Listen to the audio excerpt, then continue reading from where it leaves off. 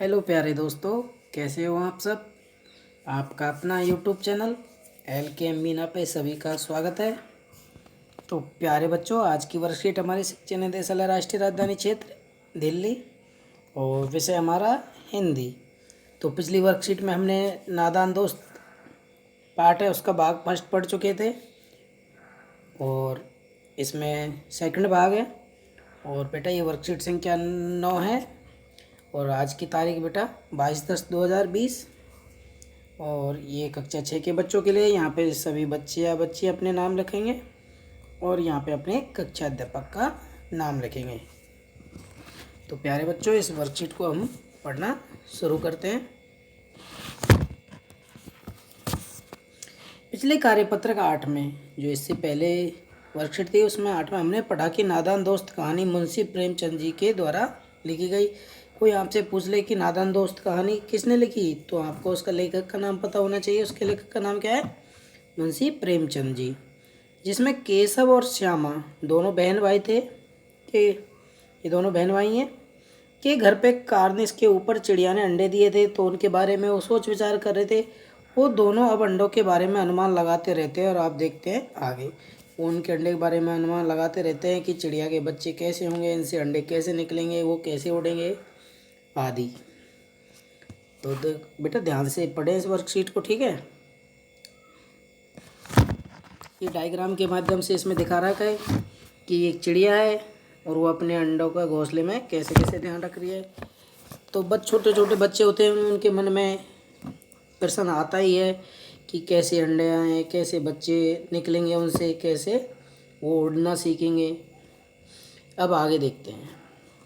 श्यामा खुश होकर बोली अपने भाई से, केशव से, तब तो चिड़िया को चारे के लिए कहीं उड़ कर नहीं जाना पड़ेगा। केशव, नहीं नहीं, तब क्यों जाएगी वो। श्यामा, क्यों भैया, बच्चों को धूप नहीं लगती होगी। वो दोनों बहन भाई आपस में बात कर रहे हैं कि उनको खाने के लिए कहीं जाना नहीं पड़ेगा, क्या बच्चों को धूप नहीं लगती होगी। केशव का ध्यान इस तकलीफ की तरफ नहीं गया।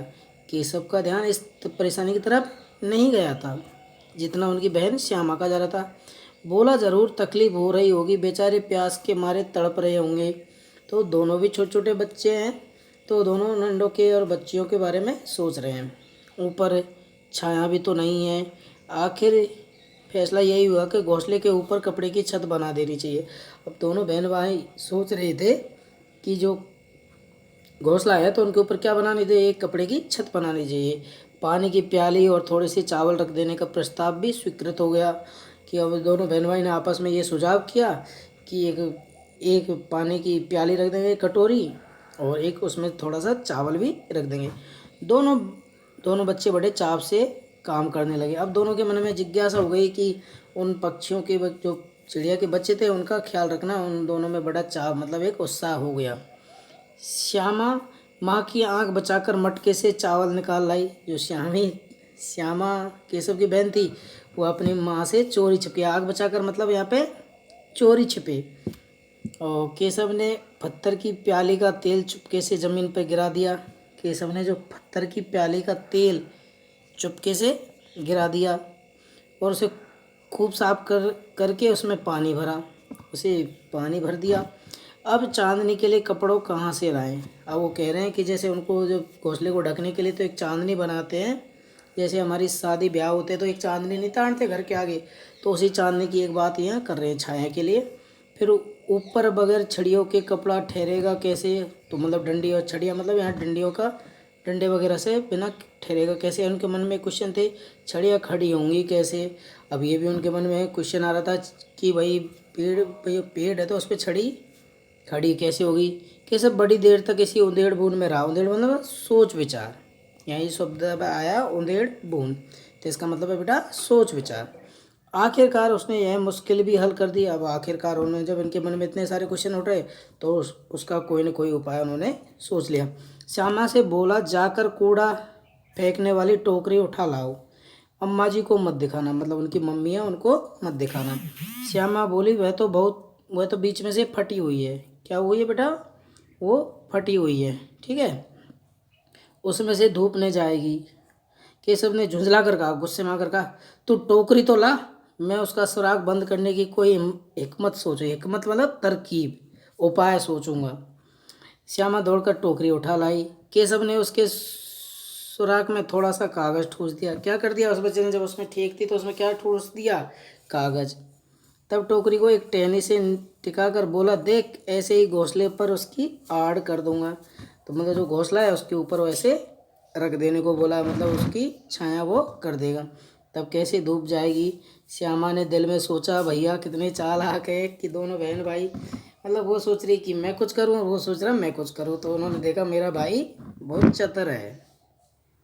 ठीक है, तो वो दोनों बच्चे और बच्ची, केशव और श्यामा, दोनों ही चिड़िया के बच्चों को धूप से बचाने के लिए पानी वगैरह और उनके खाना दाने की व्यवस्था में लगे हुए थे। प्यारे बच्चों, इस वर्कशीट से संबंधित कुछ क्वेश्चन दिए हुए हैं। तो बेटा ये 5 क्वेश्चन यहाँ पे दिए हुए हैं। बेटा जैसे आपका पेपर है तो उसमें जो गद्यांश आता है वो 5 से 7 नंबर का आता है। तो बेटा एक महत्वपूर्ण बात यह है कि आपको खुद को भी किताब से प्रश्न उत्तर छांटना आना चाहिए। तो उसके लिए हम सबसे पहले पाठ को अच्छे से पढ़ते हैं, पूरे पाठ को हम अच्छे से पढ़ेंगे। तो हम क्वेश्चन की लाइन वहाँ पे मिला के देखेंगे कहाँ पे वो मिल रही है, वही हमारा उस क्वेश्चन का आंसर होगा। बेटा देखिए कितना आसान है। केशव का ध्यान किस तकलीफ की ओर नहीं गया था? तो देखो यहाँ पे आई थी ना, देखो केशव का ध्यान इस तकलीफ की तरफ तो गया ही नहीं था। जब उनकी बहन उनसे पूछ रही, क्यों भैया बच्चों को धूप न लगती होगी, यही क्वेश्चन तो उसने पूछा था भाई, ये क्वेश्चन तो उन्होंने पूछा था, क्या भैया बच्चों को धूप नहीं लगती होगी। तो यही क्वेश्चन है, इस तकलीफ की ओर केशव का ध्यान नहीं गया। तो इसका आंसर यहाँ से हम लिखेंगे कि केशव का ध्यान बच्चों को धूप न लगने की ओर तो गया ही नहीं था। ठीक है, तो यहाँ से यहाँ तक इसका आंसर लिख देंगे, यही इस प्रश्न का आंसर हो जाएगा बेटा। अब देखते हैं दूसरा क्वेश्चन। देख लिया आपने कितना आसान है प्रश्न उत्तर छाटना। केशव और श्यामा ने अंडों की धूप से बचाने के लिए क्या क्या उपाय सोचे थे? तो आपने इसी वर्कशीट में पढ़ा था, तो उन्होंने क्या क्या उपाय सोचे। तो अब देखो, ये देखो इसमें देखेंगे हम, यहाँ पे ये रहा कि उन्होंने घोंसले के ऊपर छत बना देनी चाहिए थे। पानी की प्याली और थोड़े से चावल रख देने का प्रस्ताव भी स्वीकृत हो गया। अब दोनों बड़े बच्चे चाव से काम करने लगे। ठीक है बेटा, तो यही बोल भाई, उनकी बेचारे प्यास के लिए तड़प रहे होंगे। तो ये सारे उपाय उन्होंने किए। तो इसमें यहाँ पे हम लिख देंगे, यहाँ से दूसरे क्वेश्चन का आंसर हम यहाँ से लिखेंगे बेटा। देखो यहाँ से, आखिर फैसला ये हुआ कि घोंसले के ऊपर कपड़े की छत बना देनी चाहिए और पानी की प्याली और थोड़े से चावल रख देने का प्रस्ताव भी बन गया। अब दोनों बड़े बच्चे, दोनों केशव और श्यामा बड़े चाव से काम करने लगे और माँ की आंख बचाकर मटके से श्यामा चावल निकाल के लाई और केशव ने पत्थर की प्याली का तेल चुपके से ज़मीन पर गिरा दिया और उसे खूब साफ करके पानी की व्यवस्था भी उन्होंने की। ठीक है बेटा, तो यही दोनों बच्चों ने उनके लिए किया। ठीक है बेटा, अब देखते हैं तीसरा क्वेश्चन। क्या तुम्हें कभी किसी नई चीज़ की बात को लेकर कौतूहल महसूस हुआ? तो किसी एक अनुभव को लेके जो तुम्हारे मन में हुआ था, उस समय आपके मन में क्या क्या सवाल उठ रहे कि ऐसी घटना अगर आपके सामने कोई हो ही हो, या कोई भाई किसी पक्षी या जानवर या किसी आदमी का दुख महसूस आपका हुआ हो कि वो कैसे रह रहा हुआ, तो ऐसे ही अपने विचार। तो इस क्वेश्चन का आंसर बेटा आप स्वयं लिखेंगे, आपके मन में जो भी कभी आई घटना घटी हुई हो तो। ठीक है बेटा, अपने मन से या अपने मम्मी पापा से या अपने बहन भाई से पूछ के भी इस क्वेश्चन का आंसर हम लिख सकते हैं। यदि उस जगह आप और आपका मित्र होता तो आप क्या क्या उपाय सोचते? तो जैसे केशव और श्यामा ने सोचा था, तो उन्होंने क्या क्या सोचा। तो आप अगर उस जगह होते तो आपका मित्र होता तो आप क्या क्या सोचे। तो इसका भी बच्चे आंसर आप स्वयं लिखेंगे अपने मन से कि आप और आपका दोस्त क्या क्या करता है, क्योंकि बच्चों के मन में खुद करके सीखने की ज़्यादा जिज्ञासा रहती है। तो बेटा मेरा मानना ये है कि अगर आप अच्छे से अच्छा पढ़ना चाहते हो तो कुछ करके सीखो। तो इसका बेटा इसका भी आंसर आप स्वयं करें तो अच्छा रहेगा। कार्यपत्रक में दिए गए चित्र को ध्यान से देखकर किन्हीं 5 संज्ञा शब्दों के नाम लिखकर बताओ। तो बेटा ये इसमें चित्र दिया हुआ है, तो इसमें से 5 संज्ञा शब्द लिखने हैं। तो संज्ञा हम किसे कहते हैं वो भी हम जान लें, किसी व्यक्ति, वस्तु, स्थान आदि के नाम के आदि के नाम को क्या कहते हैं? संज्ञा।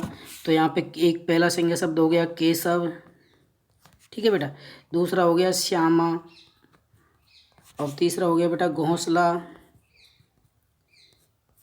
और यहाँ पे पक्षी या चिड़िया, ठीक है बेटा।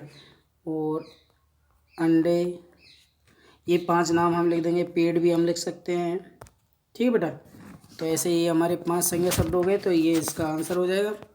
तो प्यारे बच्चों, इस वर्कशीट को अच्छे से अपनी हिंदी की कॉपी में करें और अपने हिंदी के टीचर से चेक करवाएंगे।